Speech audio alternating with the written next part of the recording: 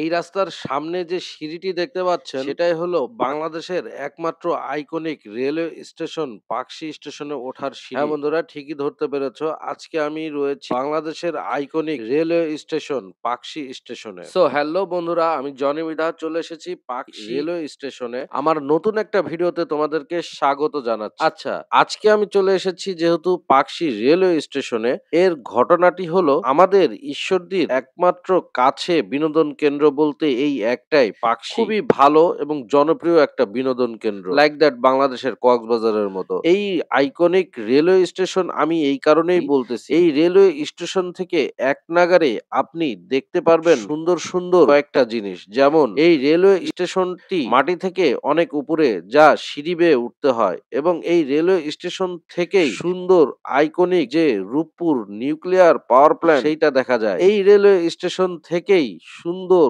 আমাদের গর্ব, বাংলাদেশের গর্ব, মাথা উঁচু করে দাঁড়িয়ে আছে শক্তভাবে দৃঢ়ভাবে পাকশি হার্ডিং ব্রিজ। আমি যেখানে দাঁড়িয়ে আছি সেটা হলো পাকশি রেলওয়ে স্টেশন, আর নিচে যে ব্রিটিশ পিরিয়ডের বিল্ডিংটি দেখা যাচ্ছে সেটা হলো পাকশি রেলওয়ে স্টেশনের টিকিট কাউন্টার। সেখান থেকে টিকিট কেটে উপরে উঠে এই স্টেশন থেকে ট্রেনে উঠতে হয়। নির্দিষ্ট কিছু সংখ্যক ট্রেন এই স্টেশনে থামে।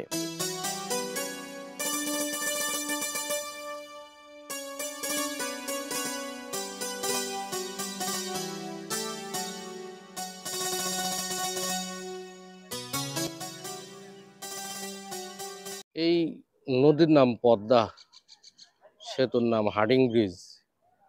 দৈর্ঘ্য 1.8, আর নির্মাণ কাজ শুরু হয় 1910 সালে, সমাপ্ত হয় 1915 সালে।